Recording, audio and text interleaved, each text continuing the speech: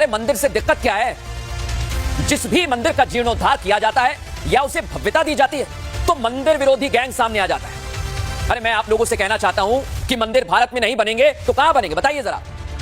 और जो लोग मंदिर को स्कूल अस्पताल में एक तराजू में तौलते हैं उनको भी एक बात कहना चाहता हूं, मंदिर लोगों की आस्था से जुड़े हुए तो होते ही हैं, साथ ही वो गरीबों का पेट भरते हैं, किसी का घर वहीं से चलता है और तीर्थ स्थलों से तो अब पूरे क्षेत्र की इकोनॉमी चलती है। जिन लोगों को समझ नहीं आता आज उन्हें समझा देता हूं। इसलिए जिन्हें मंदिर से दिक्कत होती है वो विकास के विरोधी भी हैं, ये मोहर लग गई है उन पर आज। और कुछ लोग पता है सिर्फ राजनीतिक फायदे के लिए विरोध करते हैं या फिर समर्थन करते हैं। मैं उन सब से यही कहना चाहता हूं, पार्टी कोई भी हो, जो भी हो, अगर वो मंदिर बनाकर जैसे अयोध्या, बनारस में या फिर बिहार में तीर्थाटन को बढ़ावा देना चाहते हैं तो इसमें सियासी नफा नुकसान देखना नहीं चाहिए।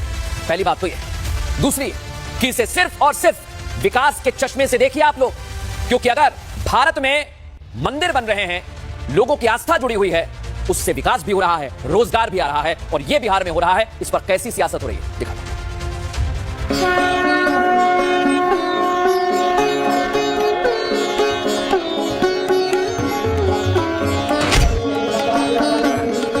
मोदी सरकार में धर्म और विकास एक दूसरे के पर्याय है। ये अगर बोला जाए तो बिल्कुल गलत नहीं होगा, क्योंकि मोदी सरकार में ही काशी विश्वनाथ कॉरिडोर और अयोध्या में राम मंदिर बना, विकास हुआ, सुविधाएं बढ़ी, तो काशी विश्वनाथ में दर्शन करने वाले श्रद्धालुओं की संख्या बढ़ती चली गई। काशी विश्वनाथ कॉरिडोर बनने के बाद वाराणसी की अर्थव्यवस्था में बड़ा बदलाव आया है। राजस्व में 75% की बढ़ोतरी हुई है, क्योंकि वहां आने वाले श्रद्धालुओं की संख्या 12 गुना तक बढ़ गई।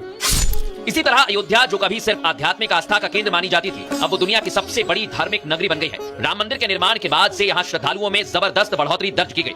2020 से 2024 के बीच अयोध्या में सिर्फ श्रद्धालुओं की ही वृद्धि नहीं हुई, बल्कि शहर की अर्थव्यवस्था और पर्यटन ढांचे ने भी कीर्तिमान स्थापित किए। 2020 से 2024 तक श्रद्धालुओं की संख्या में 24 गुना की बढ़ोतरी दर्ज की गई है। तीर्थाटन बढ़ा तो साथ साथ उत्तर प्रदेश के राजस्व में भी भारी इजाफा हुआ। अब इसी तरह के विकास की नींव बिहार की एनडीए सरकार ने मिथिलांचल में भी रख दी है। माता सीता की जन्मस्थली मिथिलांचल का इलाका बिहार की सियासत की धुरी माना जाता है। दिल्ली की सत्ता का रास्ता जिस तरह यूपी से होकर गुजरता है, उसी तरह बिहार की सत्ता का फैसला मिथिलांचल के इलाके से होकर ही जाता है। बिहार चुनाव से पहले गृह मंत्री अमित शाह सीतामढ़ी के पुनौरा धाम पहुंचे और मां जानकी मंदिर के शिलान्यास और भूमि पूजन के कार्यक्रम में शिरकत की। ये जो हमारा मिथिलांचल है और यहाँ की संस्कृति, ये केवल मिथिलांचल की संस्कृति नहीं है, पूरे भारतवर्ष की भारतीय संस्कृति का एक अनन्य गहना हमारी मिथिलांचल की संस्कृति है। 890 करोड़ रुपया की लागत से यहाँ मां जानकी का भव्य स्मारक और मंदिर बनाने का काम। मिथिलांचल के जिस इलाके में अमित शाह ने माता सीता मंदिर का शिलान्यास किया, एक समय पर यह इलाका आरजेडी का गढ़ हुआ करता था, लेकिन अब मिथिलांचल में जेडीयू बीजेपी का ही नाम गूंजता है। यही वजह है कि गृह मंत्री अमित शाह ने लालू प्रसाद यादव पर मिथिलांचल की धरती से जमकर सियासी तीर भी चलाए। तेजस्वी यादव जी को पूछने आया, आपके पिताजी और माताजी का कई साल शासन रहा, गुंडाई करने के अलावे, गैंग चलाने के अलावे, अपहरण फिरौती के अलावे मिथिलांचल के विकास के लिए क्या किया, इसका हिसाब दीजिए। बिहार विधानसभा चुनाव से ठीक पहले अमित शाह और सीएम नीतीश कुमार का पुनौरा धाम में माता सीता मंदिर के शिलान्यास का करना एनडीए के लिए मास्टर स्ट्रोक हो सकता है, क्योंकि इसके जरिए सिर्फ सीतामढ़ी जिले को साधने की नहीं बल्कि पूरी मिथिला बेल्ट में सियासी संदेश देने की रणनीति है। बिहार की कुल 243 सीटों में सिर्फ मिथिलांचल क्षेत्र में 60 विधानसभा सीटें आती हैं, जो कुल सीटों का करीब 25% बनता है। 2020 के चुनाव में मिथिलांचल की 60 में से 40 सीटें एनडीए ने जीती थी। माता सीता के मंदिर के जरिए एनडीए इस बार मिथिलांचल की सीटों में बढ़ोतरी का टारगेट आगे बढ़ा रही है। मिथिला के लिए और पूरे बिहार के लिए ये गर्व की बात है कि माता सीता का मंदिर, भव्य मंदिर बिहार में बन रहा है और इसके लिए पूरे बिहार में खुशी की लहर है। माता सीता का मंदिर बन रहा है, उस पर भी विपक्ष खुश नहीं है, उस पर भी विपक्ष के पेट में दर्द हो रहा है, ये बिहार देख रहा है। पीएम मोदी, सीएम नीतीश कुमार के दौरे के बाद गृह मंत्री अमित शाह का इस क्षेत्र को साधने के लिए उतरना यह दिखाता है कि एनडीए इस जुगत में लगी है कि यहाँ पर मजबूती से खड़ी रहे। इसलिए तो मिथिलांचल की धरा से गृह मंत्री अमित शाह ने विपक्ष को एसआईआर के मुद्दे पर जमकर घेरा। बांग्लादेशी घुसपैठियों को विपक्षी गठबंधन का वोट बैंक बताया और थो थो कर मारा। घुसपैठियों को मतदाता सूची से निकालना चाहिए या नहीं निकालना चाहिए? जो बांग्लादेश से आकर मेरे बिहार के युवाओं की नौकरी खा जाते हैं, उनको बचाना चाहते हो?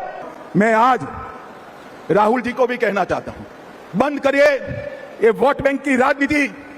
मतदाता शुद्धिकरण पहली बार नहीं हो रहा है, अब आप चुनाव पे चुनाव हारते जाते हो, इसलिए पहले से ही बिहार चुनाव हारने का एक वजह लोगों को बता रहे हैं।